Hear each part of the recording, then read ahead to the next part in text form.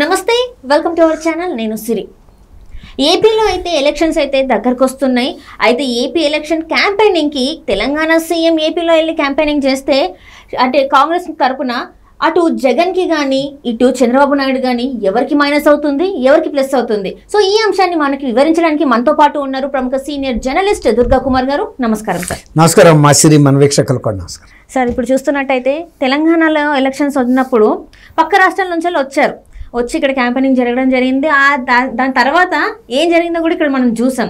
So ఇదే పరిస్థితి ఇప్పుడు రాబోయే ఎన్నికలు ఏపీలో వస్తున్నాయి.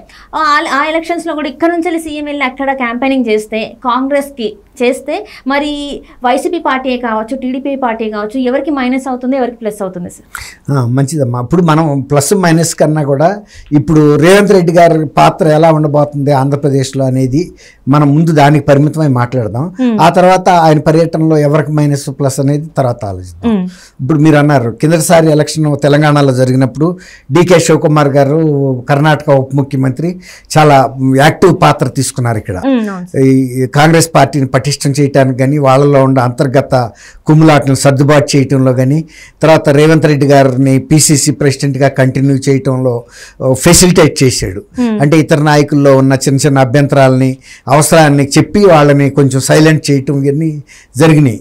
అలా కాంగ్రెస్కి ఒక రకంగా వెనుదన్నుగా ఉండి తెలంగాణలో 3వ స్థానంలో ఉన్న కాంగ్రెస్ని గెలుపుకి తీసుకొచ్చేసాడు. అట్లా కాంగ్రెస్ పార్టీ అనేది ఒక యునైటెడ్ ఎఫర్ట్ చేసింది, ఒక సమిష్టి కృషి. దీనికి తోడు కేంద్రం నుంచి రాహుల్ గాంధీ, సోనియా గాంధీ అండ్ ప్రియాంక వీళ్ళు ముగ్గురు కూడా ఇది ఒక సొంత ఇంట్లో కార్యక్రమం లాగా, ఇది ఒక ఎన్నికల కార్యక్రమం అని వాళ్ళు అనుకోలేదు. ఇది కుటుంబంలో ఫంక్షన్ చేస్తే ఒక కార్యక్రమం పెట్టుకుంటే ఎంత డెడికేటెడ్గా అంకిత భావంతో పనిచేస్తారో ఆ భావంతో చేశారు. ఎలక్షన్ కాదు ఇక్కడ క్వశ్చన్. మనం ఇక్కడ బీఆర్ఎస్ చేతిలో మోసపోయాం. మళ్ళీ మనం తిరిగి తలెత్తి ఆ కుటుంబం నుంచి రాష్ట్రాన్ని విముక్తం చేసి కాంగ్రెస్ మనం ఇచ్చాం తెలంగాణని. ఆ ఫలితాలు ఒక సామాన్య మానవుడికి సామాన్య కుటుంబీకులకు కూడా అందాలి అనే ఒక ఎయిమ్, అబ్జెక్టివ్, ఒక మిషన్ లాగా పనిచేశారు. మనం చేసిన పని కరెక్ట్ ఫలితాలు కరెక్ట్ పర్సన్కి అందలా చేశాం, తెలంగాణ ఇచ్చాం. కానీ అది ఆ లాభాలు ఒక కుటుంబానికే పరిమితమైనవి, చాలా పరిమితమైన వ్యక్తులు అనుభవిస్తున్నారు. అది కాదు మనం ఇచ్చింది.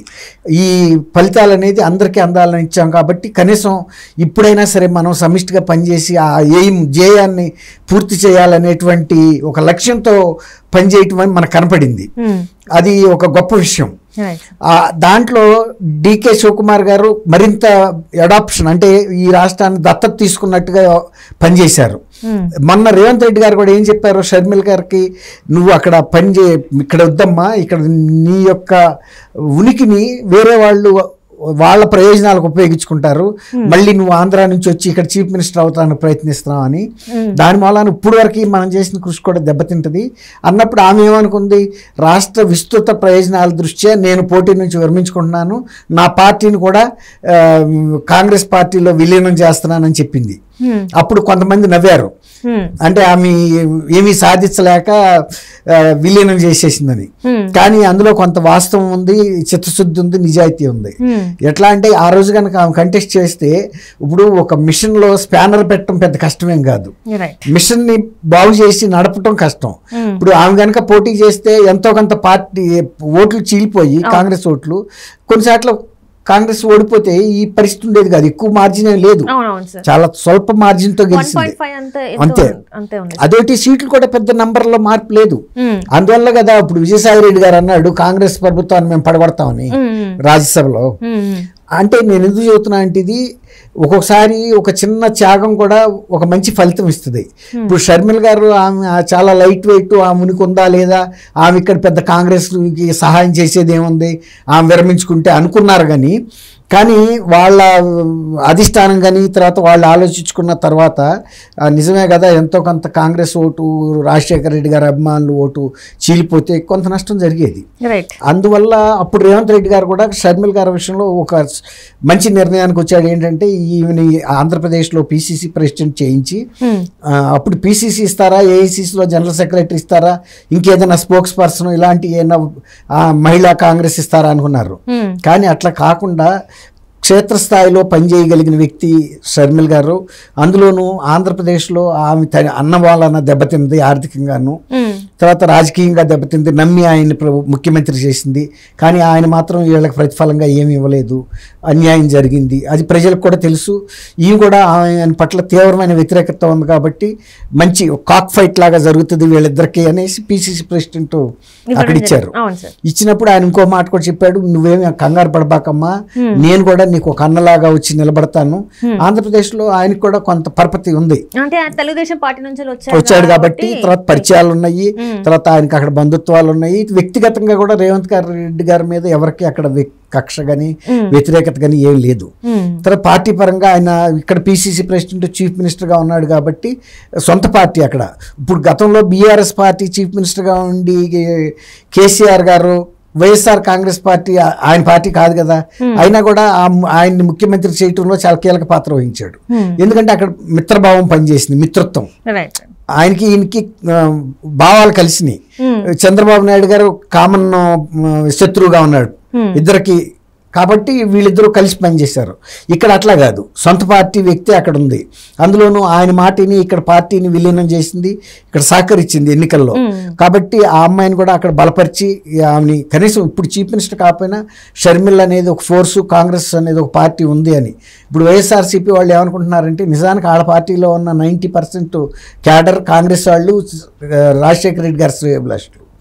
అప్పుడు రాజన్న ప్రభుత్వం పెడతాడని వీళ్ళిద్దరూ షర్మిల గారు, విజయం గారు ప్రజలకి హామీ ఇచ్చినందు మూలన వాళ్ళిద్దరి మీద ఉన్న విశ్వాసంతో జగన్మోహన్ రెడ్డి గారిని ముఖ్యమంత్రిగా గెలిపించారు.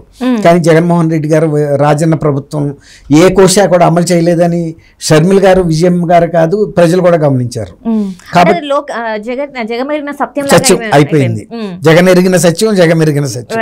జగన్ గారికి కూడా తెలుసు వాళ్ళ నాన్నగారు ఆశయాలు ఏంటి అనేది. అంటే ఇప్పుడు ఇక్కడ నేను ఒక విషయం చెప్పాలనుకుంటున్నాను ఏంటంటే, ఇక్కడ ఇది ఏదైతే ఈ పథకాలు మాత్రమే పెట్టిన జగన్మోహన్ రెడ్డి గారు అభివృద్ధి వైపు అయితే ఎక్కడా అడుగులు వేయలేదు. సో దీన్ని కప్పిపుచ్చడానికి రాజధాని అనే టాపిక్ ని మళ్ళీ తెరపైకి తీసుకొచ్చారు. సో ఇవన్నీ మాట్లాడొద్దు, పాలిటిక్స్ వచ్చే టైంకి మళ్ళీ ఈ అంశాన్ని పక్కకు పెట్టేసి ఈ అంశాల గురించి మాట్లాడితే అయిపోతుంది. సో అటు ఇక్కడ కేసీఆర్ కూడా కొంచెం మేలు చేసినట్టు అవుతుంది అని చెప్పేసి కూడా వార్తలు వస్తున్నాయి. సో ఈయన ఏంటంటే ఈయన గురించి మళ్ళీ ఈయన గురించి కూడా ఆలోచిస్తున్నారు, ఆయన గురించే కాకుండా.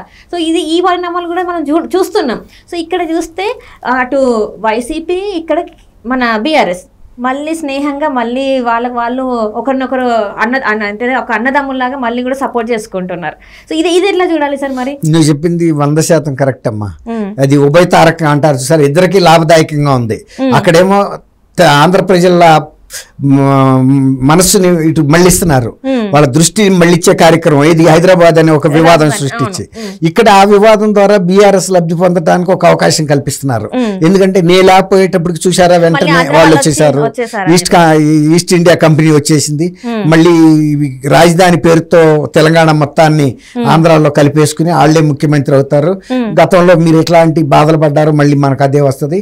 కాబట్టి నన్ను గెలిపిస్తే కనుక నేను ఇక్కడ ఉన్న 17 సీట్ల లోక్సభ సీట్లు మొత్తం నాకు గెలిపిస్తే నేను వెళ్ళి మళ్ళీ అక్కడ ఫైట్ చేస్తాను అనే పరిస్థితికి తీసుకొస్తున్నారు. అట్లా ఆయనకేమో ప్రజల దృష్టి అక్కడ మళ్ళించుకుంటున్నాడు. ఇక్కడ ఆయన పెద్ద ఆయన కేసీఆర్ గారికేమో ప్రజల్లో ఒక భావోద్వేగం, మళ్ళీ ఈ రీజనల్ ఫీలింగ్, ప్రాంతీయ భావం రెచ్చగొట్టి అట్లా లాభం చేయాలని చూస్తున్నారు.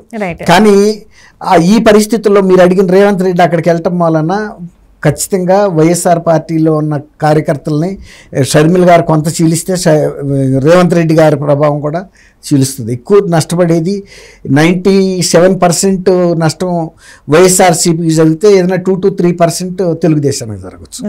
అంతకన్నా మించి అయితే జరగదు. సో ఈ క్యాంపెయినింగ్ ద్వారా మనకి నష్టపోయేదంటే మళ్ళీ ఇక్కడ జగన్మోహన్ రెడ్డి గారు నష్టపోతారు. ఎక్కువ శాతం వరకు అయితే తనకి ఆ నష్టం జరిగే అవకాశాలు ఎక్కువ కనిపిస్తుంది. Right sir, right. Thank you so much sir. Thank you అమ్మా.